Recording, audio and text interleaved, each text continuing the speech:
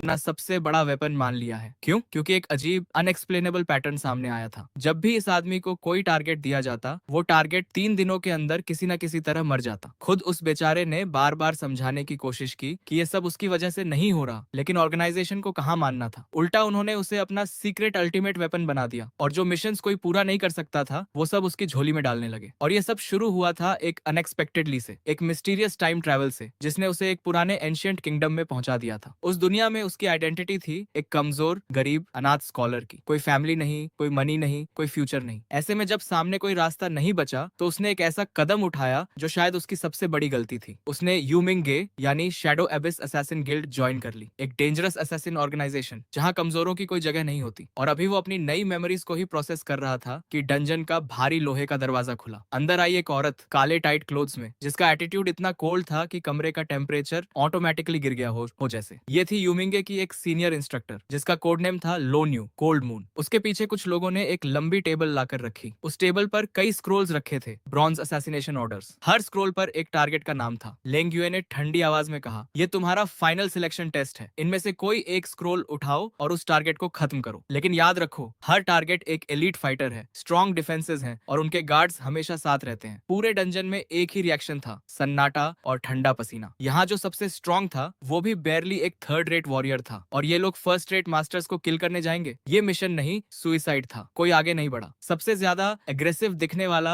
Scarface भी quietly पसीना पहुंच रहा था, और हमारा हीरो वो मेंटली ऑलरेडी भाग चुका था। उसके पैर कांप रहे थे, घुटने अंदर से खोखले हो चुके थे, और उसका एक ही गोल था, उस टेबल से जितना हो सके उतना दूर रहना। लेकिन किस्मत को शायद कुछ और मंजूर था। डर की वजह से उसके पैर लिटरली गिव अप कर गए। वो लड़खड़ाया और धड़ाम से उस टेबल के ठीक सामने जा गिरा। गिरते गिरते उसने बैलेंस के लिए हाथ बढ़ाया और वो हाथ जा पड़ा एक खुले स्क्रोल पर। पूरे रूम की आंखें उस पर आ गईं। स्कारफेस पहले हैरान हुआ, फिर उसके चेहरे पर एक क्रूअल स्माइल आई। हाँ हाँ हाँ, ये बेवकूफ खुद मौत मांग रहा है। इसने आयरन आर्म बेयर किंग का स्क्रोल उठा लिया। Iron arm bear king Tie Bishongwang, एक लेजेंडरी फर्स्ट रेट मास्टर जिसका बॉडी इतना हार्ड था कि ब्लेड्स उस पर चिप हो जाती थी। ये नाम सुनकर सबने मन ही मन हमारे हीरो की फ्यूनरल मना ली, और वो बेचारा खुद भी कंप्लीटली ब्लैंक था। उसका दिमाग फ्रीज हो चुका था। वो एक्सप्लेन करना चाहता था, मैं गिर गया था, ये मेरी गलती नहीं थी। लेकिन जैसे ही उसने लेंग युए की आईसी आईज देखी, सारे वर्ड्स गले में ही अटक गए। लेकिन यहाँ कुछ अनएक्सपेक्टेड हुआ। लून की आंखों में मौकरी नहीं थी। एक ब्रीफ मोमेंट के लिए कुछ और फ्लैश किया, समथिंग लाइक रिस्पेक्ट, उसने सोचा। जब सब डरकर पीछे हटे, ये अकेला आगे आया। ये साहस नहीं तो क्या है? उसने शांत लेकिन फर्म आवाज में कहा, अच्छा यही हिम्मत चाहिए। हमारा हीरो मन ही मन रोने वाला था। दीदी मैं बस गिर गया था। फिर लेंग युए ने अपनी कमर से एक simple slightly blunt short knife निकाली और उसके सामने फेंक दी। तुम्हारे पास 3 दिन है, अगर टारगेट जिंदा रहा तो तुम नहीं रहोगे। ठीक उसी मोमेंट में उसके दिमाग में एक रोबोटिक मैकेनिकल साउंड गूंजी। डिंग, होस्ट को लाइफ थ्रेटनिंग सिचुएशन में डिटेक्ट किया गया है। एब्सोल्यूट लक सिस्टम एक्टिवेट हो रहा है। नया beginner mission, iron arm bear king को 72 घंटों के अंदर एलिमिनेट करो। Success reward, beginner gift pack, failure penalty, death. इससे पहले कि वो इस सिस्टम को प्रॉपर्ली प्रोसेस करता, 2 ब्लैक क्लॉथेड गार्ड्स ने उसे उठाया और बाहर धकेल दिया। ठंडी रात की हवा में वो खड़ा था, एक ब्लंट नाइफ हाथ में, एक इम्पॉसिबल मिशन सामने, और दिल में बस यही सवाल, मैं एक ऐसे आदमी को कैसे मारूं जिसकी स्किन पर तलवारें टूट जाती हैं। अगले 2 दिन वो चिंगे सिटी के सबसे बड़े रेस्टोरेंट यूएलआई जोलो में बैठकर ऑब्जर्व करता रहा। 2 दिन, एक कॉर्नर टेबल, एक half drunk cup of T इसलिए नहीं पी सका क्योंकि हाथ इतना कांप रहा था कि कप उठाने की कोशिश में आधा चाय गिरा देता था। लेकिन उन 2 दिनों में उसने एक चीज तो जरूर की, वो क्वाइटली तियानबीहू को ऑब्जर्व करता रहा। रोज दोपहर यहाँ आता था, वो कैसे बैठता है, कहाँ से एंटर करता है, किस रास्ते से वॉक करता है, सब। और जितना ऑब्जर्व किया उतना ज्यादा हताश हुआ। टाई बिशोंगवांग लिटरली एक ह्यूमन फोर्ट्रेस था। एक बार उसने एक आदमी को सिर्फ एक स्लैप में वॉल के आर पार कर दिया। वॉल आधी टूट गई, आदमी मर गया। काउंटडाउन के 10 घंटे बचे थे। मरना तो था ही, कम से कम एक बार ट्राई करते हैं। यही सोचकर उसने खुद को मेंटली प्रिपेयर किया। फिर उसने टी उठाने की कोशिश की, हाथ कांपा और पूरी चाय फ्लोर पर बिखर गई। तभी बाहर से आवाज आई, हटो सब, श्योंगवांग आ रहे हैं। टाई भी श्योंगवांग ने एंट्री मारी, loud, confident, surrounded by his man. उसे आज पैसे मिले थे किसी से, मूड बढ़िया था। सीधे अपनी फेवरेट सीट की तरफ चला, और उसका रास्ता था उसी गीली फ्लोर से जहां टी गिरी थी। ऊपर सेकंड फ्लोर के एक प्राइवेट रूम में लेंग युए विंडो से सब देख रही थी। वो यहाँ ऑब्जर्वेशन के लिए थी, अपने सुपीरियर के ऑर्डर्स पर। 2 दिनों में उसने देखा था कि ये लड़का बस बैठकर कांपता रहता है, लेकिन अभी उसकी नजर उस गीली फ्लोर पर गई और उसका दिल एक बीट स्किप कर गया। वो स्पॉट, वो एग्जैक्ट स्पॉट, यही टाइबी श्योंगवांग का रेगुलर पाथ था। लेंग युए के दिमाग में गियर्स घूमने लगे। रुको, उसने टी गिराई उस एग्जैक्ट जगह पर। वो जानबूझकर नीचे टाई टाइबी वांग बड़े एरोगेंटली चल रहा था। वेट फ्लोर पर पैर पड़ा और वो 200 प्लस किलो का बॉडी फॉरवर्ड गया। धड़ाम! वो गिरा और गिरते गिरते उसका सिर जा टकराया एक टेबल से जिस पर रखा था एक burning charcoal hot pot full of boiling red oil. पूरा हॉट पॉट उसके ऊपर उलट गया। वो चिल्लाया, आंखों में बॉइलिंग ऑयल पड़ गया था। दर्द में पागल होकर वो तड़पने लगा और तड़पते हुए उसने एक ड्रंक कस्टमर को धक्का दिया जो एक स्ट्रॉन्ग लिकर जार गले लगाए बैठा था। वो जार उड़ा और हवा में ही फूट गया। लिकर टाइबी वांग पर छिड़क गया। फ्लोर पर एक इंसेंस बर्नर था। तड़पते हुए टाइबी वांग ने उसे किक किया। हॉट एम्बर्स बाहर बिखरे और ऑयल और अल्कोहल से भीगे उस बॉडी पर आग लग गई। वो फायर में जल रहा था, चीख रहा था, अंधाधुंध भाग रहा था। किसी तरह वो दूसरे फ्लोर की विंडो तक पहुंचा और बाहर कूद गया। बाहर नीचे एक स्वीट वेंडर था, शुगर केन स्टिक्स की एक बास्केट लेकर गुजर रहा था जिनके ऊपर शार्प वुडन स्क्यूअर्स लगे थे। ऊपर से टाइबी वांग फॉल किया। नीचे वो स्क्यूअर था। एक हल्की सी टीएचपी की आवाज आई और सब कुछ शांत हो गया। पूरा रेस्टोरेंट फ्रीज था। लेंगुए की ग्रिप इतनी टाइट थी उस सोड हिल्ट पर कि नकल्स व्हाइट हो गए थे। उसका पूरा बॉडी कांप रहा था। उसने जो देखा था उसने उसकी समझ की हर लिमिट तोड़ दी थी। एक गिरा हुआ कप ऑफ टी,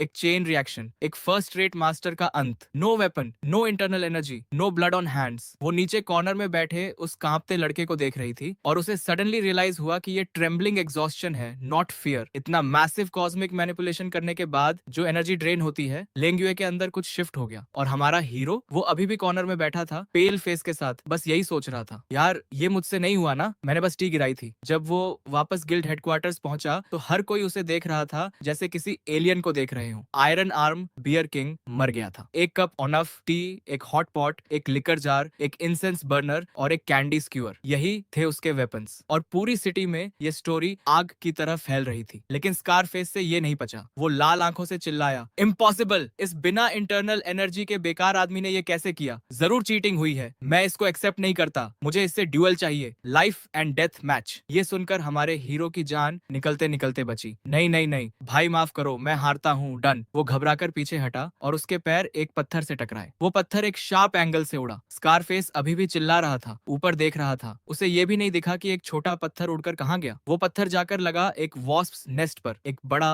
भारी एंग्री नेस्ट जो छत के कोने में था। अगले कुछ सेकंड्स में स्कारफेस की स्क्रीम्स पूरे कंपाउंड में गूंज गईं। हजारों वॉस्प्स ने उसे घेर लिया। वो अपनी सारी वॉरियर एनर्जी लगाता रहा, लेकिन वॉस्प्स को इंटरनल एनर्जी से कोई फर्क नहीं पड़ता। जब धूल बैठी, स्कारफेस फ्लोर पर था, पूरा बॉडी स्वोलन, अनकॉन्शियस और क्लियरली डाइंग। पूरे कंपाउंड का एक ही रिएक्शन था, ब्रेथलेस साइलेंस। गिल्ड के लोकल ब्रांच हेड, एक एक्सपीरियंस्ड ओल्ड मैन, अंदर से बाहर आया। उसने वो सब देखा था, पत्थर का उड़ना, वॉस्प्स का अटैक, सब कुछ। उसकी आवाज कांप रही थी जब उसने कहा, फीट को बेट बनाया, वेस्प्स को वेपन बनाया, बिना एक ड्रॉप ऑफ ब्लड के, बिना कोई इंटरनल एनर्जी दिखाए। ये सिर्फ एक असैसिन नहीं है, ये एक लिविंग वेपन है। उसने पब्लिकली अनाउंस किया, गु चांग शेंग आज से गोल्ड रैंक असैसिन है, level skip, directly equal to branch elders. पूरा कंपाउंड हिल गया। न्यू रिक्रूट से डायरेक्टली गोल्ड रैंक, ऐसा यूमिंगे की हिस्ट्री में कभी नहीं हुआ था। और हमारा हीरो कंप्लीटली नंब था। यार मैंने बस एक्सीडेंटली एक पत्थर किक किया था। फिर ब्रांच हेड ने लेंगुए को देखा, मुस्कुराया और कहा, तुम्हारी न्यू इंस्ट्रक्टर रोल खत्म। अब से तुम चांग शेंग की पर्सनल अटेंडेंट हो। उनके खाने पीने, रहने, सोने का ध्यान रखना। लेंगुए फ्रोजन थी। एक गोल्ड रैंक इंस्ट्रक्टर को किसी की मेड बनाया जा रहा था। ये इंसल्ट थी या फिर उसने सराउंडिंग पीपल की एक्सप्रेशंस देखी, एनवी, प्योर जेलसी, और उसे समझ आया ये पनिशमेंट नहीं है, ये एक रेयर अपॉर्चुनिटी है। एक ऐसे मास्टर के साथ रहना जो शायद beyond all realms of cultivation है। ये तो लकी होना है। उसने क्वाइटली हेड झुकाया, जैसा आप कहें। हमारा हीरो ब्लैंकर देन ब्लैंक था। रुको, ये कूल फीमेल इंस्ट्रक्टर मेरी मेड बनने वाली है, मैं बचूंगा कैसे? इसकी एक नजर में ही मेरे पांव कांपते हैं। इससे पहले वो कुछ बोलता, ब्रंच हेड ने एक सिल्वर स्क्रॉल थमाया। ये सिल्वर रैंक मिशन है, बहुत टफ है, कोई नहीं लेना चाहता। तुम परफेक्ट हो इसके लिए। टारगेट, करंट डायनेस्टी का chief minister of personal, Li Zhongming, first rank official. Silver scroll एक हाथ में, कांपती जान दूसरी जगह, और साइड में खड़ी थी लेंग युए, ऑलरेडी अटेंडेंट मोड में। रात को उसे एक अच्छा रूम दिया गया। लेंग युए साइलेंटली उसके पीछे आई। बिना कुछ कहे उसने बेड तैयार की, पानी गर्म किया, सब अरेंज किया, एकदम प्रोफेशनल मेड की तरह। वो बेचारा ऑकवर्ड था। वो, ये सब करने की जरूरत नहीं है, मैं खुद कर लूंगा। कोई रिप्लाई नहीं। लेंग युए ने बस क्वाइटली बाथ तैयार किया और क्लोथ्स लेने के लिए पास आई। उसने हिचकिचाते हुए ऊपरी कपड़े उतारे। एक थिन, पेल, मसललेस बॉडी, कोई स्कार्स नहीं, कोई वॉरियर्स बिल्ड नहीं। लेंग युए की आईज ऑटोमेटिकली उसकी पीठ पर गईं और एक गोल्ड रैंक असैसिन की ट्रेन्ड सेंसेस ने एक बात स्कैन की जिसने उसे लिटरली फ्रीज कर दिया। नो इंटरनल एनर्जी, कोई कल्टीवेशन नहीं, पूरी बॉडी परफेक्टली ऑर्डिनरी थी, जैसे किसी रेगुलर सिविलियन की। उसका माइंड एक सेकंड के लिए कंप्लीटली ब्लैंक हो गया। फिर धीरे धीरे एक थियोरी उसके दिमाग में फॉर्म हुई। वो एंशिएंट टेक्स्ट में पढ़ी थी, जब कोई कल्टीवेटर अल्टीमेट पीक पर पहुंच जाता है तो वो सब आर्टिफिशियल पावर से ऊपर उठ जाता है। उसके हर मूव में नेचुरल नेचुरल लॉज काम करते हैं। वो एनर्जी यूज नहीं करता, वो एनर्जी ही बन जाता है। इसे कहते हैं फैन पुगिजन, returning to the origin, highest possible state of existence. इसीलिए एक कप ऑफ टी से वो किल कर सका, एक पेबल से उसने अटैकर को डिफीट किया। ये पावर नहीं थी, ये एग्जिस्टेंस थी। लेंग युए की आंखों में रेवरेंस आ गई। उसने क्वाइटली सॉफ्टली कहा, गोंगजी, पानी का टेम्परेचर बिल्कुल सही है, प्लीज आ जाइए। उसकी आवाज में कुछ था, कुछ जो पहले कभी नहीं था। हमारा हीरो उस सडन सॉफ्टनेस से एक जंप कर गया। ये अचानक इतनी जेंटल क्यों हो गई, मुझे डर लग रहा है। और उस रात जब वो किसी तरह सो भी गया तो नाइटमेयर्स ने उसे जगा दिया, क्योंकि एक नया इम्पॉसिबल मिशन इंतजार कर रहा था और उसका लक सिस्टम शायद अगली बार भी उसे बचाएगा, लेकिन वो खुद नहीं जानता था कैसे। यही उसकी स्टोरी थी, एक ऐसा इंसान जो जेन्युइनली कुछ नहीं करता, लेकिन हर बार दुनिया खुद उसके फेवर में अरेंज हो जाती है और बाकी सब वो उसे देवता समझते हैं, बेचारा। और जैसे ही आंख खोलता है, उसके सामने सिर्फ 3 इंच की दूरी पर एक बिल्कुल ठंडा बेजान चेहरा दिखाई देता है। डर के मारे चीख मारते हुए वो बेड से उछल पड़ता है। तू तू तू क्या करने वाली थी? कांपती आवाज में वो उस लड़की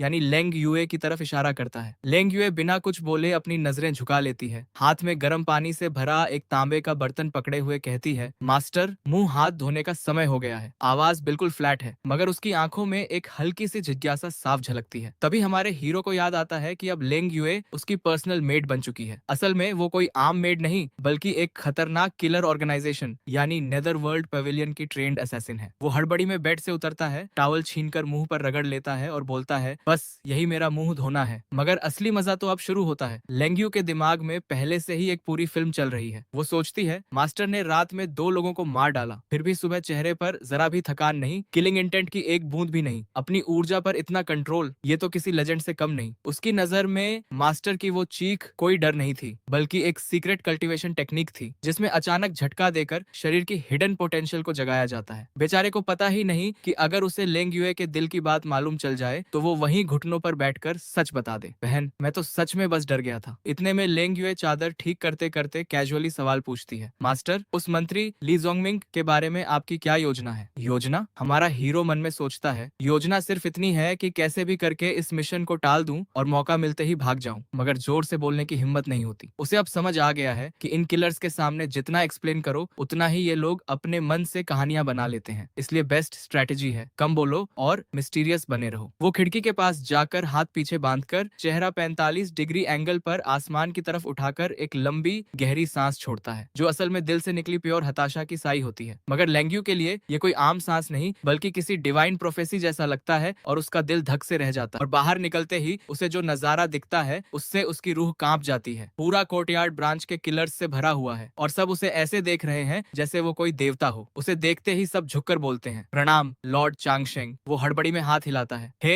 हेलो एवरीवन। एक चालू सा किलर झट से आगे आकर कहता है, लॉर्ड चांगशेंग, बस हुक्म दीजिए, हम जान देने को तैयार हैं। बाकी सब भी हाँ में हाँ मिलाते हैं। जो कल तक उसे नजरअंदाज करते थे आज उसके पीछे पीछे घूम रहे हैं। बेचारा असहज होकर जल्दी से कुछ खाता है और भागकर वापस कमरे में छुप जाता है। अब उसे पूरी तरह समझ आ गया कि इस अनजान दुनिया में उसकी इमेज पूरी तरह बन चुकी है, एक रहस्यमयी अजेय किलिंग गॉड की। अब पीछे मुड़ने का कोई रास्ता नहीं बचा, सिर्फ आगे बढ़ने के सिवा कोई चारा नहीं। मन में वो अपने सिस्टम को पुकारता है, सिस्टम तुम सुन रहे हो? आवाज आती है, हाँ होस्ट, मैं यही हूँ। वो पूछता है, ये मिशन तभी पूरी मानी जाएगी जब मैं टारगेट के 10 सेलाई के दायरे में मौजूद रहूंगा, सही? सिस्टम जवाब देता है, हाँ होस्ट, आपको टारगेट के सेंटर से 10 एली रेडियस वाले कॉजालिटी जोन में दाखिल होना जरूरी है। फिर वो डरते डरते पूछता है, अगर मैं वहां ना जाऊं तो मिशन फेल हो जाएगा ना? मन में उम्मीद की एक हल्की किरण जागती है, मगर सिस्टम ठंडे स्वर में बोलता है, मिशन फेल होने पर होस्ट को मिटा दिया जाएगा। वो उम्मीद वहीं दम तोड़ देती है, मतलब जाना ही पड़ेगा। वो कुर्सी पर बैठकर हार मान लेता है, सोचता है, ये कैसा लकी सिस्टम है, इसे तो डेथ सेंटेंस सिस्टम कहना चाहिए। ठीक उसी वक्त खिड़की से आहट होती है, लेंग युए लौट आती है। उसके कपड़ों पर हल्की सी खून की गंध है जो जल्दी ही गायब हो जाती है। वो एक घुटने पर बैठकर रिपोर्ट देती है, ली जोंगमिन की हवेली सच में लोहे का किला है। बाहरी हिस्से में घुसकर 3 गुप्त चौकीदार मारने पड़े, तब जाकर कुछ जानकारी मिल पाई। यह सुनकर हीरो का दिल कांप जाता है। तुमने पहले ही लोगों को मार दिया? लेंग युए बताती है कि ली जोंगमिंग बेहद सावधान या कहो तो डरपोक इंसान है। हर खाने पीने की चीज 10-12 बार जांची जाती है। घर में हमेशा 3 माहिर डॉक्टर्स तैयार रहते हैं। जरा सी तबीयत बिगड़ने पर वो सब इकट्ठा हो जाते हैं। वो किसी पार्टी में नहीं जाता, घर से बाहर कभी नहीं निकलता, सिर्फ रोजाना दोपहर को बगीचे में टहलता है। ये सब बताकर वो उम्मीद से मास्टर की तरफ देखती है, जैसे ये सारी जानकारी सिर्फ एक शतरंज की बिसात का हिस्सा हो। ये सुनकर हीरो और निराश हो जाता है। एक घर में बंद रहने वाला पैरानॉइड इंसान जो दरवाजे से बाहर निकलने में भी आलसी हो, उसे एक्सीडेंट से कैसे मारा जाए। थक हार कर सिर्फ 4 शब्द बोल पाता है, मुझे समझ आ गया। मगर ये सुनते ही लेंग युए की आंखों में चमक आ जाती है। मुझे समझ आ गया, इतना सहज, इतना कॉन्फिडेंट, जैसे सब कुछ पहले से कंट्रोल में हो। फिर वो पूछती है, मास्टर हम कब निकलेंगे? हीरो अपने सिस्टम के काउंटडाउन को देखता है। 40 घंटे से भी कम बचे हैं, अब और देर करना मौत को बुलावा देना है। मजबूरी में वो गंभीर आवाज में बोलता है, कल। लेंग युए सिर झुकाकर सहमति देती है। उसकी आंखों में जंग जीतने जैसा जोश है। वो उत्सुक है यह देखने के लिए कि उसका मास्टर उस कछुए की तरह घर में छुपे हुए मंत्री को किस अद्भुत तरीके से मिटाएगा। सुबह होने से पहले ही लेंग यू उसे बेड से खींच लेती है। मास्टर चलने का वक्त हो गया। आधी नींद में पूरी तरह निराश मूड में वो बुदबुदाता है, मेरा सच में जाने का मन नहीं है। ली जोंगमिंग की हवेली राजधानी के पावर सेंटर में से एक है, सुरक्षा महल जैसी कड़ी। अगर किसी ने उसे असैसिन समझ लिया तो बेमौत मारा जाएगा। आखिरी कोशिश में वो पूछता है, हम लोग सच में वहाँ जाना जरूरी है क्या? वो आदमी तो घर से निकलता ही नहीं, हम जाकर भी क्या करेंगे? लेंग युए उसे ऐसे देखती है जैसे कोई देवता इंसानों की परीक्षा ले रहा हो। मास्टर क्या आप मेरी परीक्षा ले रहे हैं? फिर वो गंभीरता से एक्सप्लेन करना शुरू करती है। किलिंग के 3 तरीके होते हैं। सीधा हमला करना सबसे कमजोर तरीका है, जहर देना उससे थोड़ा बेहतर है। मगर सबसे ऊंचा, सबसे सर्वोच्च तरीका है कॉजालिटी से मारना, यानी हेवन का तरीका। इसमें खुद हाथ उठाने की जरूरत नहीं, सिर्फ सही जगह सही वक्त पर मौजूद रहना होता है, बाकी काम डेस्टिनी खुद कर देती है। यह सुनकर हीरो चौंक जाता है। ये तो ठीक वैसा ही है जैसे सिस्टम ने 10 LI की रेंज वाली शर्त रखी है। इसे कैसे पता चला? वो सोचता है क्या इसके पास भी कोई सिस्टम है, मगर फिर रियलाइज होता है नहीं, ये फिर वही पुरानी आदत है। लेंग यू फिर से ओवर थिंकिंग कर रही है। लेंग यू आगे कहती है, हमें हवेली में घुसने की जरूरत नहीं, बस आसपास सही जगह पर रुककर सही वक्त का इंतजार करना है। हीरो कुछ बोल नहीं पाता, मन में सोचता है मैं सच कैसे बताऊं कि मुझे तो सिर्फ अपने काउंटडाउन टाइमर की वजह से आज कहना पड़ा। फिर वही पुराना मिस्टीरियस पोज बनाकर बोलता है, तुम समझ गई, ये अच्छी बात है। इस तरह दोनों सफर पर निकल पड़ते हैं। नेदरवर्ल्ड ब्रांच ने उनके लिए एक साधारण दिखने वाली बैलगाड़ी तैयार करवाई होती है। पूरे रास्ते हीरो ऐसा महसूस करता है जैसे कोई कैदी सजा की जगह जा रहा हो। दिल बार बार उछल रहा है। सामने बैठी लेंग युए आंखें बंद किए बैठी है, जैसे किसी गहरे सत्य का अनुभव कर रही हो। असल में उसके दिमाग में पिछले 2 हत्याओं का रिप्ले चल रहा है। एक कप चाय, एक छोटा पत्थर, दिखने में मामूली चीजें मगर मास्टर के हाथों में मृत्यु के हथियार बन जाती हैं। अब इस बार ली जोंगमिंग जैसे चालाक बूढ़े लोमड़ी के लिए वो कौन सी मामूली चीज चुनेंगे? एक ईंट, एक बादल या हवा का एक कण? सोचते सोचते उसकी रिस्पेक्ट और बढ़ती जाती है। उसे लगता है उसकी पूरी मार्शल फिलॉसफी ही नए सिरे से बन गई है, सिर्फ इस इंसान से मिलकर। गाड़ी राजधानी में पहुंचती है। चमक दमक देखकर पता चलता है कि ये शहर असल राजधानी है, मगर हीरो के दिल में डर के मारे कोई उत्साह नहीं बचता। हथेलियां पसीने से भीगी हुई हैं। हवेली से 2 गलियां पहले गाड़ी रुक जाती है। मास्टर आगे नहीं जा सकते, आगे रिस्ट्रिक्टेड एरिया है, यूलिन गार्ड्स गश्त कर रहे हैं। वो पर्दा हटाकर झलक देखता है। दूर एक शानदार हवेली, दरवाजे पर चमकती आर्मर पहने सिपाहियों की 2 कतारें, ऊंची दीवार पर तीर कमान वाले सिपाही चहलकदमी कर रहे हैं। एक मक्खी भी अंदर नहीं घुस सकती ऐसी सुरक्षा। वो धीरे से पूछता है, हम कहीं नजदीक छुपकर बैठ जाएं? उसकी असली इच्छा सिर्फ ये है कि कोई चाय की दुकान या सराय मिल जाए जहां बस 10 ली के अंदर बैठा रहे। मगर लेंग यू मना कर देती है, नहीं। वो गाड़ी से कूदकर तेज नजरों से आसपास देखती है। मास्टर मेरे साथ चलिए, और एक तंग गली में मोड़ लेती है। वो उसके पीछे पीछे झिझकते हुए चलता है और सामने एक शराब खाने की छत दिखाई देती है। वही जगह है, लेंग युए बताती है। ये आसपास का सबसे ऊंचा पॉइंट है, यहाँ से नजारा सबसे साफ मिलेगा। वहां से ली जोंगमिंग की हवेली का पूरा पिछला बगीचा साफ साफ दिखेगा। और ली जोंगमिंग रोज दोपहर में वहीं टहलता है, इसलिए वहीं से उसकी हर हरकत ऑब्जर्व की जा सकती है ताकि सही मौका पकड़ा जा सके। हीरो परेशान हो जाता है। वो इमारत 10 मीटर से कम नहीं होगी और मुझे तो उड़ने वाली कोई कला नहीं आती। लेंग यू बिना कुछ बोले उसके सामने झुक जाती है, अपना कंधा थपथपाती है, मतलब साफ है वो उसे पीठ पर ले जाएगी। शर्माकर हीरो कहता है, एक मर्द और एक लड़की के कंधे पर सवारी करना अच्छा नहीं लगता, मुझे माफ करना। मगर लेंग यू सख्ती से बोलती है, मास्टर वक्त किसी का इंतजार नहीं करता। मजबूरी में वो उसके ऊपर चढ़ जाता है। लड़की के शरीर की कोमलता और हल्की सी खुशबू उसके दिल में अजीब सी हलचल पैदा करती है, मगर सोचने का वक्त ही नहीं मिलता। अगले ही पल हल्के झटके के साथ लेंग युए उसे पीठ पर लेकर दीवार पर पैर रखती है और किसी हल्के पत्ते की तरह बिना आवाज किए तीसरी मंजिल की छत पर जा पहुंचती है। सब इतनी तेजी और इतनी स्थिरता से होता है कि हीरो को सांस लेने का वक्त भी नहीं मिलता। नीचे झांकते ही उसकी टांगे कांपने लगती हैं। बहुत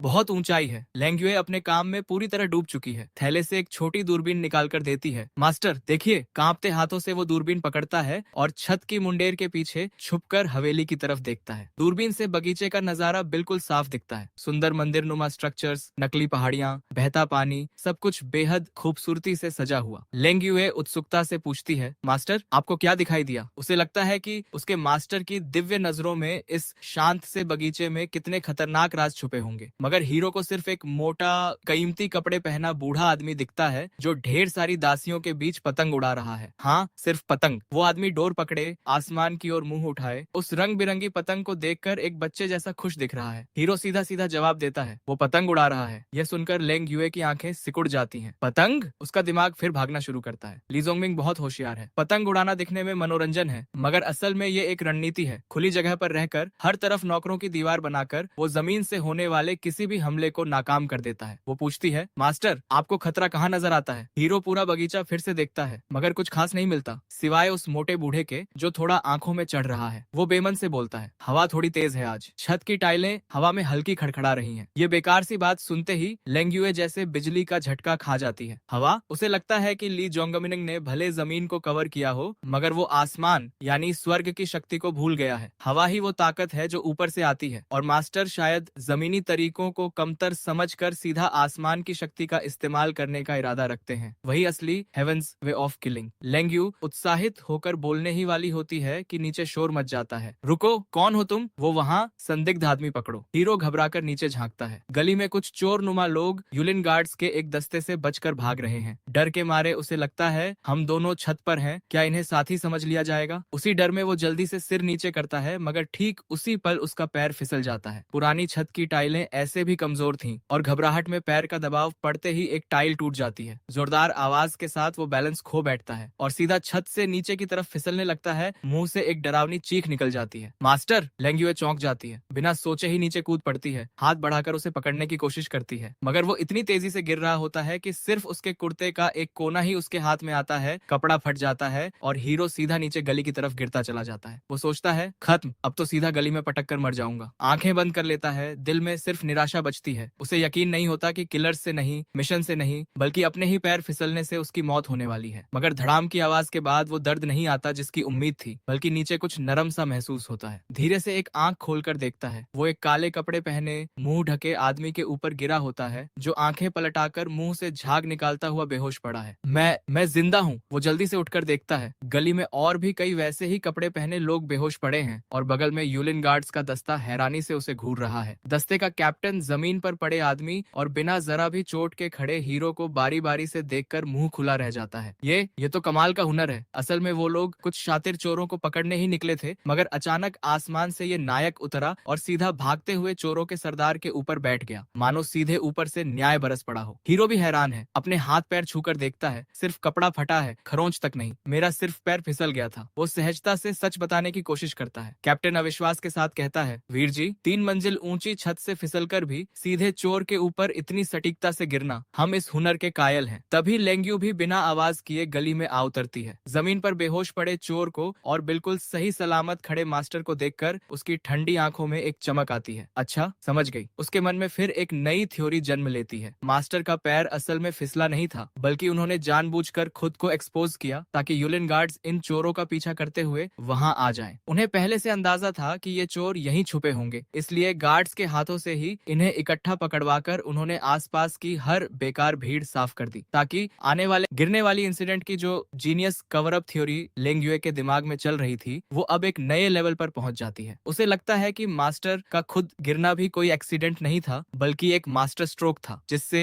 एक साथ 2 काम हो गए। चोर भी पकड़े गए और किसी को शक भी नहीं हुआ कि इसके पीछे इतनी बड़ी ताकत छुपी है। कितना जीनियस है ये इंसान, वो सोचती रहती है और उसकी रिस्पेक्ट एक नए पीक पर पहुंच जाती है। अगर हीरो को उस वक्त उसका ये सोच पता चलता तो वो जोर से चिल्लाकर बोल देता, मेरा सच में पैर फिसला था। मगर तब तक यूलिन गार्ड्स का कैप्टन दोनों को सलाम करके उन आधे मरे चोरों को घसीटते हुए वहां से निकल जाता है। उसे लगता है इन दोनों किरदारों से ज्यादा सवाल पूछना ठीक नहीं। एक तो कमजोर दिखने वाला बंदा आसमान से गिरकर दुश्मन को पटक देता है, दूसरी लड़की का शरीर ठंडा और हरकतें भूत जैसी। इन्हें छेड़ना अपनी मौत को बुलाना है। गार्ड्स के जाने के बाद गली में सिर्फ हीरो और लेंग युए बचते हैं। लेंग युए बड़े आदर से कहती है, मास्टर, जमीन का काम हो गया, अब बस हमें सही वक्त का इंतजार करना है। हीरो अपनी छाती पर हाथ रखकर सांस लेता है। टांगे अब भी कांप रही हैं। अभी तो बस यहाँ से जल्दी निकलना है यार। वो धीरे से कहता है, चलो कोई दूसरी जगह ढूंढते हैं, ये जगह बहुत खतरनाक है। लेंग युए सिर हिलाते हुए सहमत होती है। उसकी सोच में इस जगह का यूज हो चुका है, इसीलिए नई लोकेशन जरूरी है, क्योंकि उसके हिसाब से इस छत का असली मकसद सिर्फ उन चोरों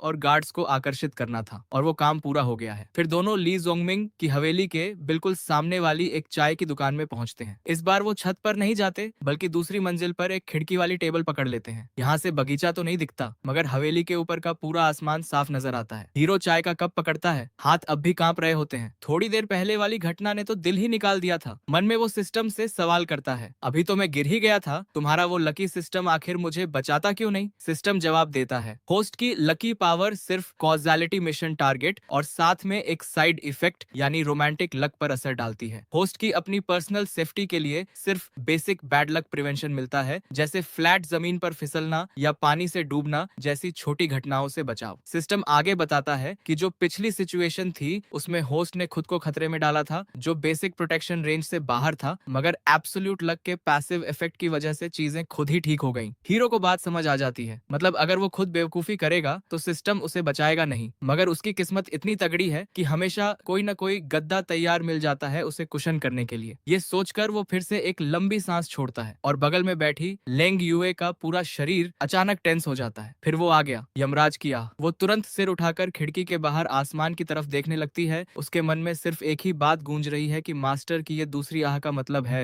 हेवनली टाइमिंग बस आने ही वाली है। ठीक उसी पल उधर हवेली के पिछले बगीचे में मंत्री ली जोंगमिनंग अपनी पतंग उड़ाने में पूरी तरह मस्त है। डोर खींचते हुए वो उत्साह से चिल्लाता है, आज हवा कमाल की है। उसकी बड़ी आरओसी पतंग आसमान में इतनी ऊंची उड़ रही है कि लगभग दिखना बंद हो गई है। बगल में खड़ा बटलर चिंता से कहता है, मास्टर हवा बहुत तेज हो गई है, क्या पतंग को नीचे ला ले? ली जोंगमिंग मुंह बनाकर हंसता है, डर किस बात का? उसे अपनी इस खास पतंग डोर पर पूरा भरोसा है। पश्चिमी व्यापारियों से बड़े दामों पर खरीदी गई खास सिल्क थ्रेड जिसमें डायमंड डस्ट और आयरन वायर मिलाया गया है, इतनी मजबूत कि एक बैल भी खींचकर तोड़ नहीं सकता। अभी वो अपनी इस नायाब चीज पर खुश ही हो रहा होता है कि अचानक आसमान में हवा और तेज हो जाती है। कहीं से भी अचानक एक भयानक तूफानी झोंका आता है और उसकी रॉक पतंग हवा में बेकाबू होकर ऐसे झूमने लगती है जैसे शराब में डूबी हो। नहीं मास्टर, जल्दी डोर छोड़ दीजिए, बटर चीखता है, मगर वो ताकत इतनी जबरदस्त है कि ली जोंगमिनंग कई कदम आगे की तरफ घिसटता चला जाता है। वो डोर छोड़ने की कोशिश करता है मगर वो मजबूत धागा कसकर उसके कलाई में लिपट जाता है और किसी भी तरह नहीं निकल पाता। कोई मेरी मदद करो, वो डर के मारे चिल्लाता है और कई गार्ड्स उसकी तरफ दौड़ पड़ते हैं। उसकी कलाई से वो डोर खींचने की कोशिश में जुट जाते हैं, मगर ठीक तभी एक भयानक मोड़ आता है। बिना किसी चेतावनी के आसमान में एक चमचमाती बिजली कड़कती है। कड़ाक की जोरदार आवाज के साथ वो बिजली सीधा उस दोस्तों कल्पना करो एक ऐसे इंसान की जो तलवार तो छोड़ो, एक साधारण चाकू भी सीधा नहीं पकड़ सकता, लेकिन फिर भी उसे इस पूरी दुनिया की सबसे खतरनाक हथियारों पर बैठकर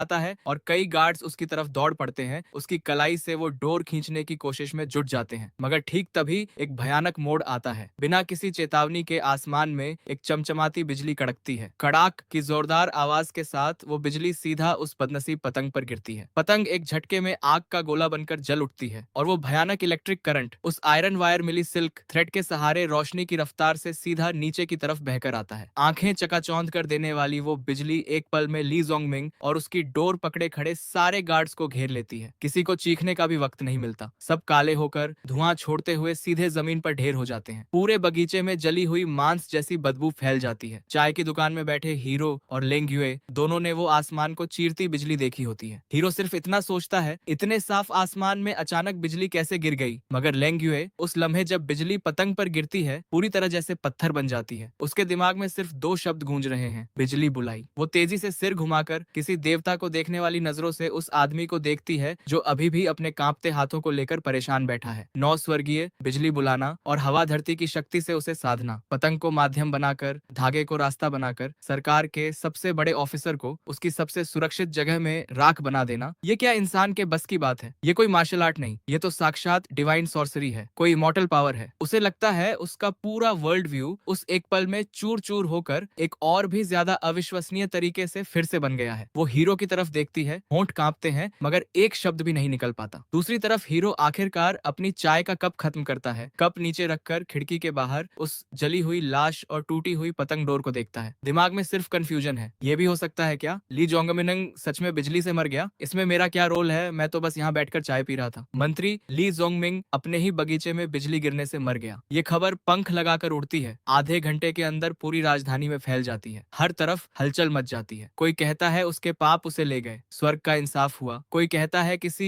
सियासी दुश्मन ने काला जादू करवाया, और कुछ लोग तो कसम खाकर बताते हैं कि उन्होंने अपनी आंखों से बादलों में एक ड्रैगन को घुमड़ते देखा था, जो उस करप्ट ऑफिसर की जिंदगी छीन कर ले गया। मगर मजे की बात यह है कि किसी एक भी इंसान के दिमाग में ये बात नहीं आती कि इसके पीछे कोई असैसिनेशन हो सकता है। आखिर किस असैसिन के पास बिजली कंट्रोल करने की शक्ति होगी? जब हीरो और लेंग युए वापस नेदरवर्ल्ड पवेलियन के राजधानी वाले सीक्रेट बेस पर पहुंचते हैं, तो इस बार पहले से भी कहीं ज्यादा बड़ा स्वागत उनका इंतजार कर रहा होता है। ब्रांच के बूढ़े मूंछों वाले लीडर खुद सारे गोल्ड रैंक असैसिन्स को लेकर दरवाजे पर खड़े मिलते हैं। हीरो को गाड़ी से उतरते देख लीडर समेत सारे लोग एक साथ घुटने टेक देते हैं और सब मिलकर बुलंद आवाज में कहते हैं, लॉर्ड चंगशेंग की विजयी वापसी का स्वागत है। इतनी एकता और इतनी हद से ज्यादा भक्ति भरी आवाज सुनकर हीरो का दिल कांप जाता है। पैर लगभग फिर से लड़खड़ा जाते हैं। अच्छा हुआ कि लेंग युए ने झट से उसे थाम लिया। मास्टर, आपने आज बहुत मुश्किलें झेली। उसकी आवाज में एक हल्की सी छुपी हुई एक्साइटमेंट और भक्ति की झलक है। हीरो अब बिल्कुल नम हो चुका है, सिर्फ चेहरे पर सख्त भाव लाकर सिर हिला देता है और लोगों के घेरे में वो बेस के अंदर चला जाता है। लॉर्ड चंगशेंग, आप तो साक्षात देवता हैं। ब्रांच लीडर उसके पीछे चलते हुए जमकर तारीफें करता है। 9 स्वर्गीय, बिजली बुलाकर देश के दुश्मन को मारना, ऐसा करिश्मा तो आज तक किसी ने सुना भी नहीं, देखा भी नहीं। हम तो दिल से कुर्बान हैं। हीरो के होंठ हल्के से फड़कते हैं। लीडर आगे बताता है, पवेलियन के मुख्य हेड ने आदेश भेजा है, इस बार आपकी इस अद्भुत उपलब्धि की वजह से आपको सीधे हेवन रैंक का नंबर 1 गोल्ड स्पाई बना दिया गया है, यानी मुख्य एल्डर के बराबर का स्थान। साथ में 10,000 स्वर्ण मुद्रा, 10 सुंदरियां और राजधानी में एक शानदार हवेली का तोहफा। इसके अलावा हेड ने यह भी कहा है कि लेंग्यू ने आपकी अच्छी सेवा की है, इसलिए अब वो पूरी तरह से सिर्फ आपकी है। हीरो को गोल्ड, ब्यूटेज, मैंशन, इनमें से कुछ भी ध्यान से सुनाई नहीं देता। सिर्फ आखिरी सेंटेंस उसके दिमाग में अटक जाता है, ये असैसिन लड़की अब हमेशा के लिए मेरी हो गई। वो चुपके से बगल में खड़ी लेंग युए की तरफ देखता है। लेंग युए सिर झुकाए है, चेहरा साफ नहीं दिख रहा, मगर उसके कान हल्के से लाल हो जाते हैं, जो उसके भीतर की हलचल को साफ बयान करते हैं। उसके मन में बस यही ख्याल है, मास्टर के साथ हमेशा रहना, इस अद्भुत किलिंग कला का गवाह बनना, यही मेरी इस जिंदगी की सबसे बड़ी खुशनसीबी होगी। मगर हीरो के दिमाग में बिल्कुल अलग ख्याल है, बर्बाद हो गया, ये चलता फिरता बर्फ का टुकड़ा अब कभी पीछा नहीं छोड़ेगी। मैं भागूंगा कैसे अब? कमरे में लौटकर वो कुर्सी पर धम्म से बैठ जाता है। दिल बेहद थका हुआ महसूस होता है। उसे लगता है जैसे वो उस बत्तख की तरह है जिसे आग पर भूना जा रहा हो और जो नीचे उतरना चाहती हो मगर उतर ही नहीं पा रही। मास्टर, आप किस सोच में हैं? लेंग यू उसके लिए गर्म चाय का कप रखते हुए नरमी से पूछती है। बिजली वाली घटना के बाद उसका रवैया सिर्फ श्रद्धा से बढ़कर एक तरह की लगभग धार्मिक श्रद्धा में बदल चुका है। उसकी नजरों में अब हीरो इंसान नहीं रहा, वो भगवान बन गया है। हीरो चुपचाप कप में तैरती चाय पत्ती को देखते हुए धीरे से कहता है, सोच रहा था कि ये सब आखिर कब खत्म होगा। वो सच में थक चुका है, हर रोज डर में जीना और लोगों से देवता समझाया जाना। उसे तो बस एक आम, बेकार सी, शांत जिंदगी चाहिए। मगर ये बात लेंग्यू के कानों में पड़ते ही फिर एक नया अर्थ ले लेती है। कब खत्म होगा? मास्टर का यह वाक्य सुनने में भले एक थकान का इजहार लगे, मगर असल में ये किसी बहुत बड़ी प्लानिंग की झलक है। उसके दिल में एक बड़ी हलचल मचती है, एक जुर्रत भरा अनुमान दिमाग में कौंध जाता है। मास्टर ने आयरन आर्म किंग और मंत्री ली जोंगमिन, 2 ऐसे लोगों को मारा जो ऊपर से देखें तो एक दूसरे से जुड़े नहीं लगते, मगर पीछे से दोनों किसी एक ही इंसान की तरफ इशारा करते हैं, मौजूदा crown Prince. Iron arm king उसी का अंडरग्राउंड नेटवर्क था और ली जोंगमिनिंग तो उसकी पार्टी का एक मुख्य खंभा था। वो सोचती है, मास्टर एक के बाद एक क्राउन प्रिंस के सहयोगियों को खत्म कर रहे हैं, उनका असली निशाना आखिर क्या है? उसे आगे सोचने की हिम्मत नहीं होती। गहरी सांस लेकर वो हीरो को देखती है, आंखों में हैरानी झलकती है। ये कोई आम मिशन नहीं चला रहे, ये अकेले अपने दम पर इस राज्य की बुनियाद हिला रहे हैं। वो इस राजवंश को उखाड़ना चाहते हैं, इसीलिए वो पूछ रहे हैं कब खत्म होगा, क्योंकि असली मकसद पूरा हुए बिना यह सिलसिला कभी खत्म नहीं होगा। उनका लक्ष्य वो सर्वोच्च राज सिंहासन है। इस ख्याल पर पहुंचकर लेंग युए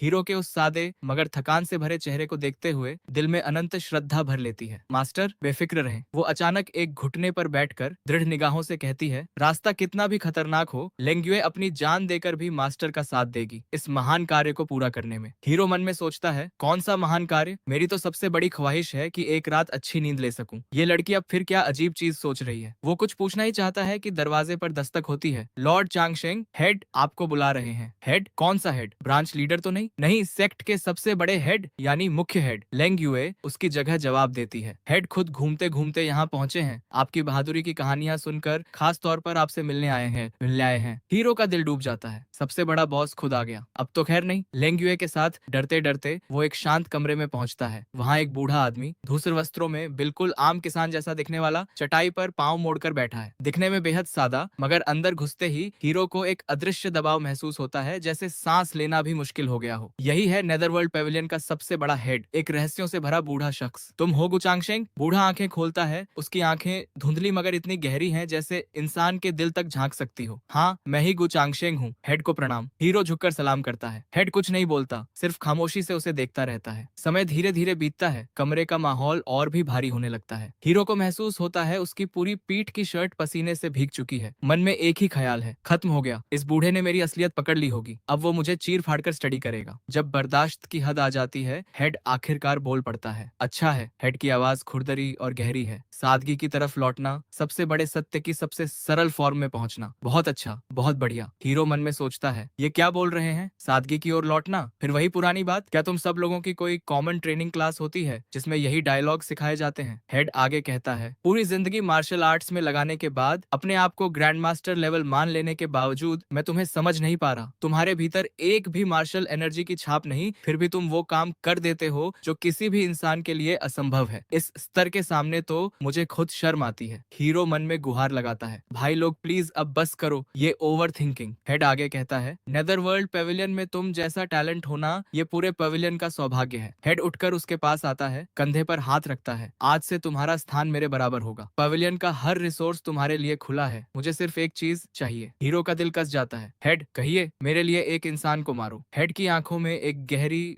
बरसों पुरानी नफरत झलकती है। वो इंसान मेरा सीनियर मार्शल ब्रदर है और आज वो पूरे मार्शल वर्ल्ड का लीडर है, सोर्ड सेंट ये गुचिंग। मार्शल वर्ल्ड का लीडर सोर्ड सेंट ये गुचिंग। जब ये नाम खुद पवेलियन के सबसे बड़े हेड की जुबान से निकलता है तो बगल में खड़ी लेंग्यू भी हैरानी से अपनी सांस रोक लेती है। ये कौन है? ये वही इंसान है जो पूरी मार्शल वर्ल्ड की पिरामिड के सबसे ऊंचे शिखर पर खड़ा है। 30 साल पहले ये गुचेंग ने अपनी legendary heaven crossing immortal sword technique से एक ही लड़ाई में 7 बड़े सेक्ट्स के मास्टर्स को हराकर अपना नाम स्थापित किया था और कहा गया कि 100 सालों में ऐसा सोर्ड जीनियस नहीं देखा गया। 20 साल पहले उसने माउंट हुआ की चोटी पर तब के सबसे बड़े डिमोनिक कल्ट लीडर को एक ही वार में हराकर मार्शल अलायंस लीडर की पोजीशन को पूरी तरह पक्का कर दिया। 10 साल पहले वो खुद को बंद करके कल्टीवेशन में चला गया और कहा जाता है कि वो उस legendary earth bound immortal stage के दरवाजे तक पहुंच चुका है। उसे मारना, ये तो सीधा सीधा आसमान फाड़ने जैसी बात है। हेड कुछ कहते कहते रुक जाता है। लेंग्यू मन में सोचती है ये असंभव है, मगर बात जुबान तक आते आते वापस गले में ही अटक जाती है। वो तुरंत हीरो की तरफ देखती है। हाँ, दूसरों के लिए असंभव हो सकता है, मगर मास्टर के लिए कुछ भी असंभव कैसे हो सकता है? जो इंसान 9 स्वर्गीय बिजली बुला सकता है, उसके लिए एक सिर्फ मार्शल अलायंस लीडर को मारना भी क्या बड़ी बात है? यह सोचते ही उसके अंदर फिर से भरोसा और श्रद्धा भर जाती है। और सच में ये बात सुनते ही हीरो के चेहरे पर जरा भी हलचल नहीं होती। वो बिल्कुल शांत खड़ा रहता है, जैसे कुछ सोच रहा हो, मगर असल में उसका दिमाग पूरी तरह फ्रीज हो चुका है। Sword saint, martial alliance leader, earthbound immortal, ये गेम का डिफिकल्टी लेवल अचानक इतना क्यों बढ़ गया? पहले 2 लेवल तो नए खिलाड़ियों के लिए थे, इस लेवल में तो सीधे फाइनल बॉस से भिड़ना पड़ रहा है। ये कैसे खेला जाए? मन में वो सिस्टम से पूछता है, सिस्टम, क्या मैं इस मिशन को रिजेक्ट कर सकता हूँ? वो भीतर से जोर से चिल्लाता है। सिस्टम जवाब देता है, ये एक एस रैंक कमीशन है जो नेटरवर्ल्ड पेविलियन के मुख्य हेड ने दिया है। ये सिस्टम मिशन नहीं है। होस्ट चाहे तो इसे रिजेक्ट कर सकते हैं। हीरो के मन में उम्मीद जागती है, सच में? मगर तभी सिस्टम आगे जोड़ता है, रिजेक्ट करने पर पेविलियन के भीतर होस्ट की किलिंग गॉड इमेज टूटने का खतरा रहेगा और हेड का होस्ट पर भरोसा बहुत कम हो जाएगा। हीरो का चेहरा काला पड़ जाता है। मतलब फिर भी मुझे ही फंसाया जा रहा है। उसे पता है अगर उसने एक भी अन कहा तो ये बूढ़ा मॉन्स्टर शायद वहीं उसे चीर कर स्टडी करने लगे। मुझे पता है ये मिशन बहुत मुश्किल है। हेड की आवाज फिर से सुनाई देती है। इस बार उसमें थोड़ी थकान सी है। ये गुचेंग अब इंसान नहीं रहा। उसकी स्वॉर्ड इतनी तेज है कि वो कॉजालिटी को भी काट सकती है। कॉजालिटी को काटना? हीरो के दिल में फिर एक झटका लगता है। हेड आगे बताता है, मैंने पहले 3 हेवन रैंक टॉप असैसिन्स उसे मारने भेजे थे, मगर हमला करते ही उन सबकी गर्दन एक ही वार से कट गई और ये गुचेंग ने अपना कमरा छोड़ा भी नहीं। उसकी सोर्ड का इंटेंट पूरे 100 ली के दायरे को कवर करता है। कोई भी जो उसके प्रति किलिंग इंटेंट रखे, अगर वो इस रेंज में दाखिल होता है तो उसकी ये सोर्ड इंटेंट उसे महसूस कर लेती है और फिर एक अदृश्य सोर्ड उसे मार देती है। हेड ये सब बताकर खामोशी से हीरो की तरफ देखता है, उसके जवाब का इंतजार करता है। उसकी नजर में ये गुचेंग की वो सोर्ड इंटेंट जोन एक अलग तरह का कॉजालिटी वेपन है और हीरो का वो हेवंस जजमेंट किलिंग एक उच्चतर लेवल का कॉजालिटी वेपन। कॉजालिटी को कॉजालिटी से काउंटर करना यही एक तरीका है जो उसे ये गुचेंग को मारने का सूझा है। हीरो ये सब सुनकर पूरी तरह सुन्न पड़ जाता है। अरे वाह, 100 LI के दायरे में ऑटोमेटिक लॉक ऑन और इंस्टेंट किल, ये तो मेरे सिस्टम से भी ज्यादा खतरनाक चीज है। मेरा सिस्टम तो कम से कम मुझे खुद उस रेंज में जाने को कहता है, ये मिशन तो एक्सेप्ट करते ही मौत पक्की है। वो फिर से अपनी पैसिव स्किल यूज करता है, उसी पुरानी डिस्पेयर साइक को, और साथ में माथे को रगड़ता है। सिरदर्द होने का एहसास होता है, मगर ये जेस्चर हेड और लेंग युए दोनों की नजर में फिर एक बिल्कुल अलग ही मतलब ले लेता है। दोनों एक दूसरे को देखते हैं, दोनों की आंखों में एक्साइटमेंट साफ झलकती है। वो कैलकुलेशन में लगे हैं, वो सोच रहे हैं ये गुचेंग की सोड इंटेंट जोन को कैसे तोड़ा जाए, कॉजेलिटी को कैसे काटा जाए। ऐसा सोचकर हीरो को समय देने के लिए वो अपने आप से एक शब्द निकालता है, गंभीरता से, धीरे से, इंटरेस्टिंग। बस इतना ही कहना हेड के दिल में फिर एक बड़ा झटका दे देता है। इंटरेस्टिंग? सोड सेंट के सामने जो कॉजेलिटी तक काट सकता है, इस इंसान ने सिर्फ 3 शब्दों में अपनी प्रतिक्रिया दे दी। ये कितना भरोसा है, कितना आत्मविश्वास है। ठीक है, हेड खुश होकर हाथ पर हाथ मारता है। मुझे पता था तुम्हारे पास कोई ना कोई रास्ता जरूर होगा। इस मिशन को पूरा करने के लिए जो भी जरूरत हो, नेदरवर्ल्ड पेविलियन अपनी पूरी ताकत लगा देगा। मेरी सिर्फ एक ही आखिरी इच्छा है, मरने से पहले ये गुचेंग का सिर अपनी आंखों के सामने देखना। इतना कहकर हेड एक गहरी नजर हीरो पर डालता है, फिर पलटकर कमरे से बाहर निकल जाता है। उसे पूरे पेविलियन की ताकत इकट्ठा करने जाना है। कमरे में अब सिर्फ हीरो और लेंग युए रह जाते हैं। मास्टर, लेंग युए की आवाज में हल्की कांप है। क्या आपके पास सच में सोड सेंट से निपटने का कोई तरीका है? हीरो के पास तो कोई तरीका नहीं, फिलहाल बस एक ही प्लान है, यहाँ से भाग निकलना। मगर ये जुबान पर कैसे लाए? वो फिर वही पुराना डायलॉग उछाल देता है, मेरे पास अपनी खास स्ट्रेटेजी है। और ये कहकर वो दिखावे में गहराई से डूब जाता है। ये सुनकर लेंग युए की भक्ति और भी बढ़ जाती है। ठीक इसी पल दरवाजे के बाहर शोर मचता है। कु चांगशेंग, कहाँ है? बाहर निकल इधर, एक घमंडी आवाज गूंजती है। हीरो सोचता है, कौन है ये इतना बहादुर जो नेटरवर्ल्ड पेविलियन के अंदर ही मेरा नाम सीधे लेकर पुकार रहा है। वो और लेंग्यू बाहर निकलते हैं। सामने कोर्ट में एक हाथ में लंबा भाला पकड़े घमंडी चेहरे वाला नौजवान खड़ा दिखता है। उसके साथ कुछ और तगड़े दिखने वाले असैसिन्स भी हैं। जाओ जी, तुम यहाँ क्या करने आए हो? लेंग्युए भौहें सिकोड़ते हुए कहती है। जाओ जी, नेदरवर्ल्ड पेविलियन का एक और हेवन रैंक असैसिन, अपनी खतरनाक स्पीयर टेक्निक के लिए मशहूर, घमंडी और किसी को कुछ ना समझने वाला स्वभाव, और लेंग्युए के बाद युवा पीढ़ी में सबसे ताकतवर माना जाने वाला असैसिन। मैं क्या करने आया हूँ? जाओ जी ठंडी मुस्कान देकर अपनी स्पीयर हीरो की तरफ इशारा करता है। मुझे सुनने में आया है कि पेविलियन में कोई किलिंग गॉड निकल आया है जो 3 लेवल एक साथ चढ़कर हम पुराने लोगों से भी ऊंचा पहुंच गया। मैं देखना चाहता हूँ कि आखिर ये कौन है, कितने सिर पैर वाला अद्भुत इंसान है। जाओ जी की नजर हीरो पर टिकती है। उसमें पूरी तरह तंज और चुनौती भरी होती है। एक ऐसा बंदा जिसके पास इंटरनल एनर्जी तक नहीं, उसे तुम लोग किलिंग गॉड बुला रहे हो, और लेंग युए को भी उसकी मेड बनाकर दे दिया। ये तो पूरी दुनिया का सबसे बड़ा मजाक है। असल में झो वूजी पहले से ही लेंग युए को चाहता था, उसे अपना फ्यूचर लाइफ पार्टनर मानता था, और अब उसकी आंखों की वो देवी एक नाम निशान रहित नाकाम इंसान को सौंप दी गई है। ये बात वो कैसे बर्दाश्त करे? जाहो वूजी, लॉर्ड चांगशेंग के सामने इस तरह बेइज्जती मत करो। लेंग युए एक कदम आगे बढ़कर हीरो के सामने आ जाती है। चेहरे पर सख्ती साफ झलकती है। जाओ वूजी की हंसी और भी घमंडी हो जाती है। लेंग युए, क्या इसने तुम्हें कोई जादू मंत्र पिला दिया है? बस इसी इंसान के लिए इतनी वफादारी? मैं इसे चैलेंज देता हूँ, जान का सौदा करने वाला कोई एग्रीमेंट नहीं। वो तो बहुत आसान होगा इसके लिए। जाओ जी स्पीयर की नोक हीरो की तरफ करते हुए शब्द दर शब्द बोलता है। हम दोनों कम्पीट करेंगे, देखेंगे कौन पहले अगला मिशन पूरा करता है। पेविलियन ने हाल ही में एक गोल्ड रैंक टास्क भेजा है, भगोड़े असैसिन 1000 फेस गोस्ट शैडो को मारने का। हम कम्पीट करेंगे, देखें कौन पहले उसका सिर लेकर लौटता है। अगर मैं जीता तो ये जहाँ से आया वहीं वापस चला जाए। लेंग्युए, तब तुम मेरे साथ रहोगी, और अगर ये जीत गया? जाओ वो जी तंज से मुस्कुराता है। ये जीत ही नहीं सकता। ये बात सुनते ही आसपास तमाशा देखने वाले असैसिन्स में फुसफुसाहट शुरू हो जाती है। ये साफ नजर आता है कि यह सीधा हीरो के खिलाफ एक रची हुई साजिश है। 1000 फेस गोस्ट शैडो नेदरवर्ल्ड पेविलियन का पुराना गोल्ड रैंक असासिन, डिस्गाइजेस और असैसिनेशन का माहिर, बेहद धोखेबाज और चालाक। पाला बदलने के बाद पेविलियन ने उसे मारने के लिए कई टीमें भेजी थी, मगर हर बार वो उन्हीं को मार गिराता रहा। जाओ वूजी अपनी स्पीयर टेक्निक में माहिर, खासतौर पर इस तरह के असैसिन टाइप दुश्मनों के खिलाफ बेहद कारगर, जबकि हीरो तो सिर्फ धरती आसमान की ताकतों के सहारे काम करने वाला एक फेक मिस्टिक लगता है। इस तरह के कातिल शिकार वाले मिशन में उसका क्या काम आ सकता है, ये सोचकर सब हैरान हैं। सब लोग पहले से अस्यूम कर चुके थे कि मैं हारूंगा, और ऑनेस्टली मेरे अंदर भी एक आवाज थी जो बोल रही थी, यार फिर से इन लोगों को सीरियसली कोई और हॉबी नहीं है क्या? मुझे बस चैन से बेकार पड़ा रहना था। इतना सिंपल सा ड्रीम भी पूरा नहीं होने देते। जाओ वूजी ने देखा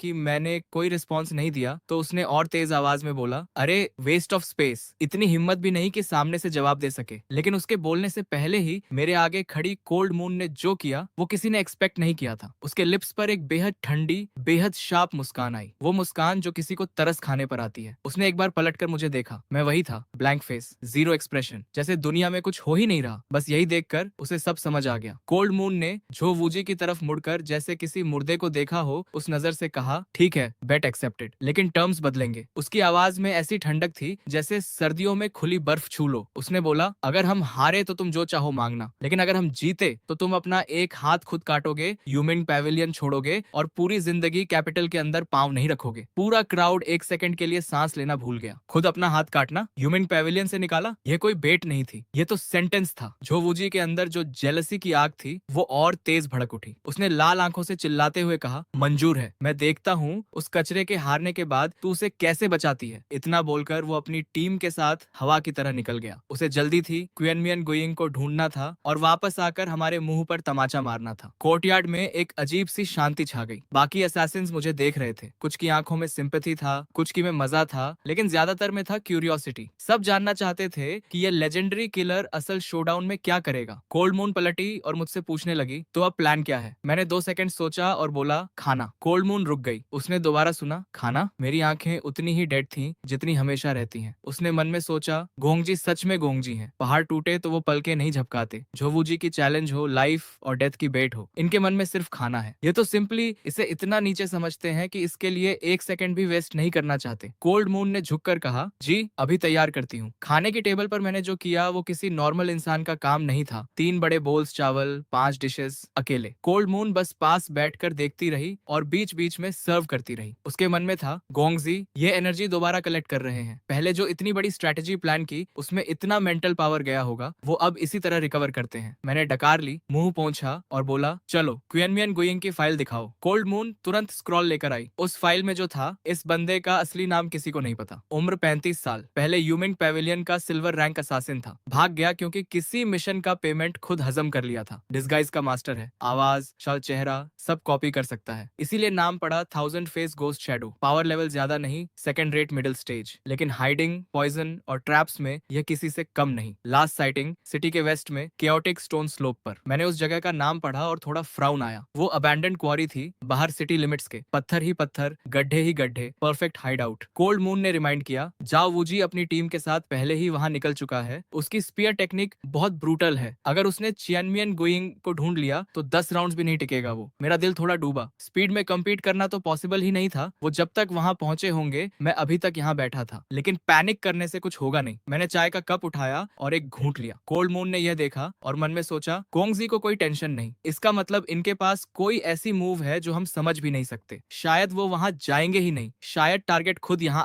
आएगा। कोल्ड मून ने धीरे से पूछा, तो क्या हम भी केओटिक स्टोन स्लोप जाएंगे। मैंने थोड़ा सोचा, जाना तो पड़ेगा, सिस्टम की रेंज में रहना जरूरी है, लेकिन इतना एक्साइटेड होकर जाना भी मेरे कैरेक्टर के अगेंस्ट है। मैंने खिड़की के बाहर देखते हुए कैजुअली बोला, उसे पहले रास्ता साफ करने दो। कोल्ड मून का दिल एक बीट स्किप कर गया। रास्ता साफ करने दो मतलब झो वूजी को डेलिबरेटली आगे भेजा ताकि वो स्काउट का काम करे। गोंगजी ने उसे कैनन फोडर बना दिया। उसने कांपती आवाज में पूछा, आपका मतलब mantis catches the cicada but the Oryol is behind. मैंने टीवी शो से सीखी हुई लाइन को यहाँ यूज किया। कोल्ड मून की सांस रुक गई। पूरी पिक्चर क्लियर हो गई उसके सामने। जाहो वूजी अपनी एरोगेंस में पूरी क्वेरी उलट देगा। क्वियनमियन गुइंग को कहीं छिपने की जगह नहीं मिलेगी। वो घिरेगा, काउंटर अटैक करेगा, दोनों लड़ेंगे, दोनों डैमेज लेंगे और उस एग्जैक्ट मोमेंट में गोंगजी अराइव करेंगे, फ्रेश, काम और लीथल। एक स्टोन, 3 बर्ड्स। कोल्ड मून की आंखों में जो रिस्पेक्ट था वो वर्ड्स से ऊपर था। मैंने उसे देखा, वो मुझे ऐसे देख रही थी जैसे किसी गॉड को देखती हो। मैंने ऑनेस्टली पूछा, मैं क्या समझ गया। मैं तो बस थका हुआ था और हिलना नहीं चाहता था, लेकिन उस चमकती आंखों को देखकर मुझे पता था ये एक्सप्लेनेशन किसी काम की नहीं। डीप नॉट करो और चुप रहो। मैंने गहरी सांस ली और हेड हिलाया। बस कोल्ड मून का पूरा एग्जिस्टेंस उस एक नोट पर थरथरा गया। फिर उसने पूछा, तो हम कब निकलेंगे। मैंने कहा, शाम को, जब सूरज ढलने लगे। असल में मैंने सोचा था कि रात में थोड़ा डार्क रहेगा, टारगेट एरिया छोटा होगा, सेफ रहूंगा, लेकिन कोल्ड मून के लिए ये एक और लेयर थी। Sunset, dusk, the hour where yin and yang exchange, जहां किलिंग इंटेंट सबसे तेज होता है। Perfect timing. Of course Gongji ने यही चूज किया। और उधर केओटिक स्टोन स्लोप पर जाओ वूजी अपनी टीम के साथ पूरी क्वारी को लिटरली तोड़ रहा था। एक आधे इंसान जितना बड़ा पत्थर उसने स्पीयर से चूर कर दिया और गालियां देता रहा। पूरा दोपहर निकल गया, चियनमियन गुइंग का एक बाल भी नहीं मिला। टीम मेंबर ने कहा, बॉस अंधेरा होने वाला है, ये जगह डेंजरस है, रात को ट्रैप्स और गड्ढे हैं। जाओ वूजी ने तड़क कर जवाब दिया, डरता कौन है, आज इस पूरी क्वारी को उखाड़ दूंगा, लेकिन उस बंदे को निकालूंगा। उस वेस्ट को हराना है मुझे, कुछ भी हो जाए। और वहीं एक पत्थर के पीछे की छाया में एक जोड़ी आंखें उसे देख रही थी। चियनमियन गुइंग वहीं था। उसके होंठों पर एक कोल्ड क्रूअल स्माइल था। तुझे ढूंढना है मुझे, आज आजा नीचे, मैं यहाँ हूँ। उसने पॉकेट से 3 ब्लैक नेल्स निकाले, हैंडमेड, स्पेशली पॉइजन्ड। 3 मीटर्स के अंदर किसी भी ग्रैंड मास्टर की प्रोटेक्टिव ची को भेज सकते थे। ये उसका सिग्नेचर वेपन था। उसने पहले से एक फेक ट्रेल सेट की थी, माइन पिट के एज पर जानबूझकर फुटप्रिंट्स छोड़े थे। जानता था कि जाओ वूजी जैसा एरोगेंट बंदा बिना सोचे जंप करेगा, और एग्जैक्टली वही हुआ। एक टीम मेंबर चिल्लाया, बॉस उधर देखो, माइन पिट के पास फुटप्रिंट्स हैं, अंदर तक जाते हैं। जाओ वूजी की आंखें चमकी। वो तेजी से पिट की एज तक पहुंचा। नीचे अंधेरा था, फुटप्रिंट्स अंदर जाते थे। उसने तुच्छता से कहा, माउस अपने होल में छिप गया, नीचे जाता हूँ, खींच कर निकालता हूँ। टीम ने वार्न किया, बॉस ट्रैप हो सकता है। उसने हाथ उठाकर डिसमिस किया। उसका कॉन्फिडेंस था, सेकंड रेट की क्या औकात। उसे क्या पता था कि ऊपर 100 मीटर दूर एक पत्थर के पीछे चेनमियन ग्वाइंग स्नेक की तरह कॉइल होकर बैठा था, और वो एग्जैक्ट मोमेंट का वेट कर रहा था जब जाओ वूजी जंप करे। जाओ वूजी ने पैर मारा, उछला, और वो एयरबॉर्न था। अब यही मोमेंट था। चेनमियन गुइंग की रिस्ट ने फ्लिक किया। तीनों पॉइजन नेल्स उंगलियों के बीच से छूटे, 3 ब्लैक लाइंस की तरह हवा को चीरते हुए। एंगल परफेक्ट था, टाइमिंग परफेक्ट था। जो वूजी एयर में था, डोड्स करने की जगह नहीं थी। ये हिट होना था, और उसके बाद वो गिरता, पॉइजन काम करता, और स्टोरी खत्म हो जाती। ठीक उसी सेकंड मेरी गाड़ी कैओटिक स्टोन स्लोप के बाहरी एज पर पहुंची। कोल्ड मून ने कहा, गोंग जी हम पहुंच गए। मैंने एक जम्हाई ली कर्टेन हटाया, बाहर झांका। जगह देखकर हल्का डर लगा। यार ये जगह तो वाकई अजीब है। पत्थर ऐसे खड़े हैं जैसे किसी ने रैंडम छोड़ दिए हों। मैंने वाटर पाउच निकाला, थोड़ा पानी पीकर सेटल करूंगा। लेकिन गाड़ी का पहिया एक पत्थर पर चढ़ा और गाड़ी झटके से हिली। मेरा हाथ स्लिप हुआ, पाउच गिर गया, ढक्कन खुल गया, पानी फैल गया। मैंने झुककर उठाने की कोशिश की और माथा गाड़ी के वुडन पैनल से ठुक गया। धड़ाम। दर्द में मैं इंस्टिंक्टिवली सिर उठाने लगा और ऊपर की बीम से और जोर से टकरा गया। अब आंखों के सामने लिटरली स्टार्स थे। मैं बैलेंस खोते हुए गाड़ी में तड़प रहा था, पैर इधर उधर चल रहे थे। एक किक कॉर्नर में रखी लकड़ियों के बंडल को लगी। बंडल लूज था और उसमें से एक मोटी लकड़ी गाड़ी की दरार से सनसनाती हुई बाहर उड़ी। वो लकड़ी हवा में एक स्ट्रेंज आर्क बनाते हुए गई करीब 100 मीटर और जाकर एग्जैक्टली चनमियन गुइंग के छिपने की जगह पर लगी। चनमियन गुइंग का पूरा ध्यान जाओ वूजी पर था। उसे पीछे से आती लकड़ी का जरा भी अंदाजा नहीं था। लकड़ी उसके सिर के पीछे से जाकर लगी और वो बेहोश होकर पत्थर के पीछे से सीधे बाहर गिर पड़ा, और उसी गिरने में उसका एम, वो perfectly time throw, completely off हो गया। तीनों नेल्स जो जाओ वूजी के चेस्ट को एम कर रही थी, वो उसके कपड़ों को बस ग्राज करते हुए निकल गई। एक भी हिट नहीं हुई। जाओ वूजी एयर में था और उसे ऊपर से एक शैडो गिरती दिखी। एक पल में उसे समझ आ गया, ट्रैप था और किसी ने उस ट्रैप को सैबोटाज कर दिया। उसने मिड एयर में पिट की वॉल को किक मारा, उछला, स्पीयर को एक ब्लैक ड्रैगन की तरह रिलीज किया, और वो स्पीयर चनमियन गुइंग के चेस्ट से गुजरी, उसे वॉल पर पिन कर दिया। चनमियन गुइंग की आंखें ओपन रही, वो कुछ बोल भी नहीं पाया। खत्म। जाओ वूजी जमीन पर उतरा। उसके चेहरे पर कंफ्यूजन और रिलीफ दोनों थे। उसे अभी रियलाइज हुआ था कि वो एक्चुअली एक सेकंड में मर सकता था, लेकिन किसी बाहरी वजह से वो बचा। उसने खुद को समझाया, ये सेकंड रेट था, लास्ट मिनट में नर्व क्रैक हो गया होगा। लक से नहीं बचा, उसकी वीकनेस से बचा। उसने क्वेनमियन गुइंग का सिर काटा, बैग में रखा और अपनी टीम से बोला, चलो उस गियू को दिखाते हैं कि असली पावर क्या होती है। उधर गाड़ी में मैं दोनों हाथों से सिर पकड़कर बैठा था। 2 बम्स थे, दोनों नए, दोनों दर्दनाक। मैं छटपटा रहा था। कोल्ड मून ने बाहर से सीन देखा। दूर एक बॉडी स्पीयर पर थी और गाड़ी में गोंग जी सिर पकड़कर बैठे थे। उसकी आंखें एक बार बॉडी पर गईं, एक बार मुझ पर, और उसके अंदर एक बहुत डीप रियलाइजेशन आई। कोल्ड मून ने कांपती आवाज में पूछा, गोंग जी आपने फिर से।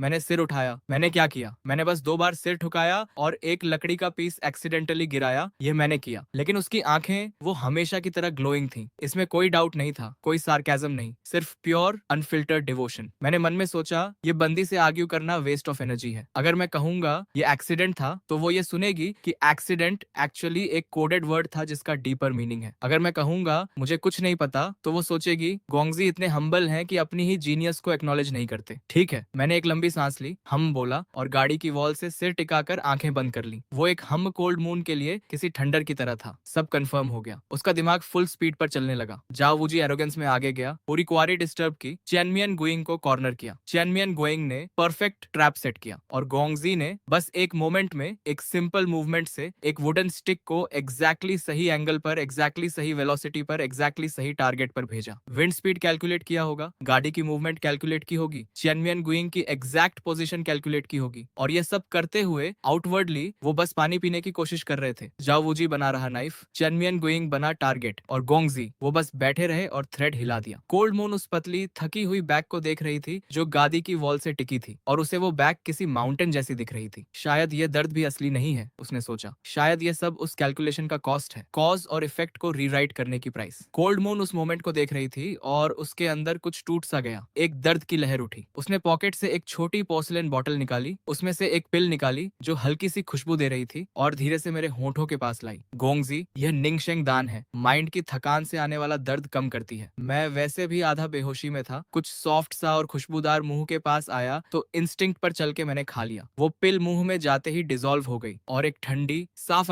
लहर सीधे दिमाग तक गई और सच में दर्द कम हो गया। मैंने मन में सोचा, काम की चीज है। मुझे कहाँ पता था कि यह यूमिंग पेविलियन की सबसे रेयर दवाई थी। गाड़ी धीरे धीरे यूमिंग पेविलियन के बेस पर पहुंची और जब हम पहुंचे, जाओ वूजी पहले से वहां था। वो कोर्टयार्ड के बीच में खड़ा था, एक हाथ में खून से सना हुआ क्लॉथ बैग था और चेहरे पर ऐसी सेटिस्फेक्शन थी जो छुपाए नहीं छुप रही थी। उसके आसपास असैसिन्स का सर्कल था और सब उसकी तारीफें कर रहे थे। बॉस कितना फास्ट था, जुइहोन स्पीयर को कोई रोक नहीं सकता। वो गू वाला अब क्या करेगा? जाओ वूजी यही चाहता था, यही मोमेंट, यही रिकॉग्निशन, ये प्रूफ कि वही सबसे आगे है। तभी मेरी गाड़ी रुकी, सबकी नजरें उस तरफ घूम गईं। झो वूजी के होंठों पर एक और क्रूअल स्माइल आई और वो बैग लेकर मेरी तरफ बढ़े आया। अरे गू साहब, निकलो बाहर। कोल्ड मून की मदद से मैं गाड़ी से उतरा। सिर पर 2 बम्प्स थे, चलना ठीक से नहीं हो रहा था। जाओ वूजी की नजर में ये वीकनेस थी, गिल्ट थी। उसने बैग जमीन पर पटका और एक सिर बाहर लुढ़का। चेनमियन गुइंग, उसने चिल्लाते हुए कहा, बेट का रिजल्ट सामने है, अब निकलो यहाँ से। और तुम कोल्ड मून, आज से तुम मेरी हो। कोल्ड मून ने उसे देखा भी नहीं, बस मुझे संभालती रही और यही जाओ वूजी को सबसे ज्यादा झल्ला गया। कोल्ड मून, वो चिल्लाया। कोल्ड मून ने तब माउथ खोला, उसकी आवाज में कोई इमोशन नहीं था, बस एक सिंपल सा स्टेटमेंट। किसने कहा